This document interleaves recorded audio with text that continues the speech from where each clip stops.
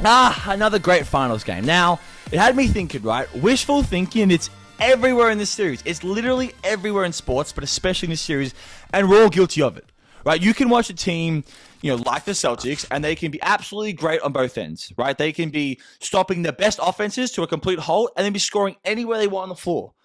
And we watch this team like the Celtics, and we say, oh, that is evidence of that they have proven they can be a championship-worthy team. That's not really wrong to say. Like the Celtics team, they are in the finals. They did prove, at least in game one, they can dominate the Warriors, even with lucky shooting. How many first ballot Hall of Famers did they beat? Did they topple to get where they are right now? So I don't think it constitutes being wrong to say that this Celtics squad, is the best squad in basketball. It's the best team in basketball. I think it's the right thing to say. Then there's stretches. There's stretches where they look lost. There's stretches where they look like they have the compatibility of a just formatted all-star team.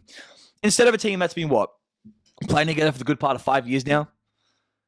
And like a dad who hears like his son has been causing some trouble, we let wishful thinking cloud our judgment, and it happens all the time because it's human nature. That's not the Celtics. That was just a basketball.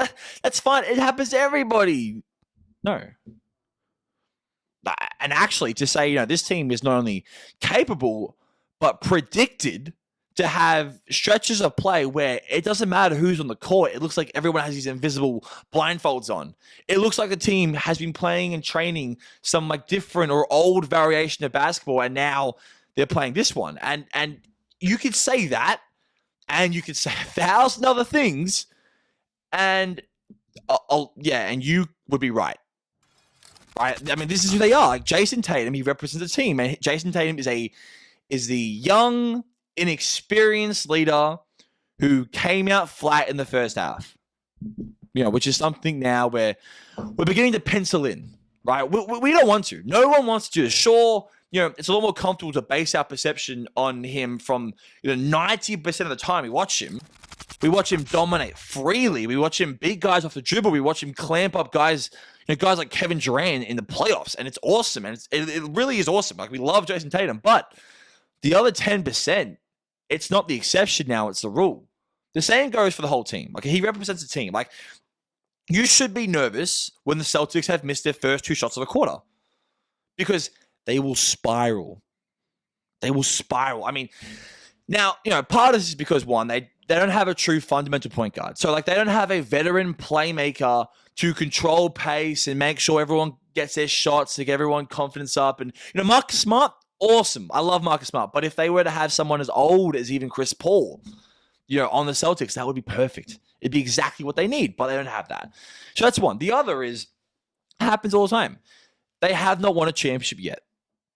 You watch the Warriors, even with all the new guys that weren't part of the dynasty, the new guys that aren't in the posters in the locker room, like, Poole, Wiggins, Porter, the Warriors still look very relaxed.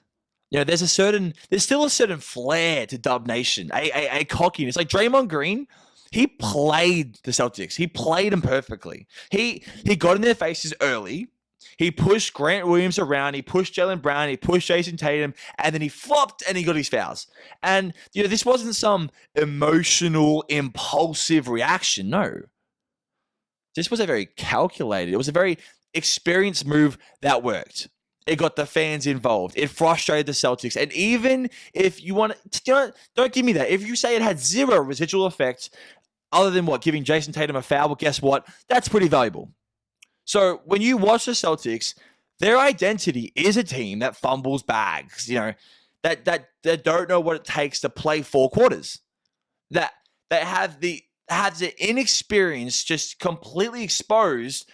But when they're firing, they're just as unstoppable as any team in the NBA. But while the Warriors are, I think we can say the Warriors are more consistent with their play. They're not the module of success quite yet either. I'm not going to sit here and explain to you how Wiggins has the uncanny ability to switch from a Superman to a vanished ghost within quarters. I think we've been watching the league for a while. We knew this. What about Klay? What about Klay Thompson? Because for Klay, Game 6, it could not come fast enough. Whether Klay makes it back to his old self eventually or not, it's not happening this series. We'll see what Game 6 brings, but you cannot rely on him at all. You know, pencil in 15 points on 30% shooting because that's not good. And that's what Clay's bringing. It's not good. But again, we all want Clay to get back, right? It's wishful thinking. The league is so much better. We all say when he is hot. But even if whether or not he becomes a game-swinging star is a very legitimate question, I still think. You know, thankfully, Jordan Poole finally had his good game against the Celtics, making it more and more likely that he will have another one soon. Yeah. But, you know, as for the rest of the Warriors, you know, the next thing to see is how they match up with Robert Williams. Robert Williams, when he is playing legitimate minutes, obviously, I think we can agree he was a bit rested tonight.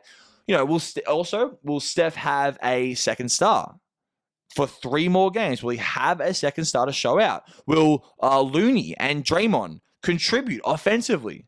You know, like I said in another video, these aren't great teams. They both have a lot of ugliness in their identity. So let's not with this wishful thing. Let's not let wishful thinking blind us from that. Okay. All right. I think that's about a good enough wrap. We're going to be uploading videos every single day. So like and subscribe.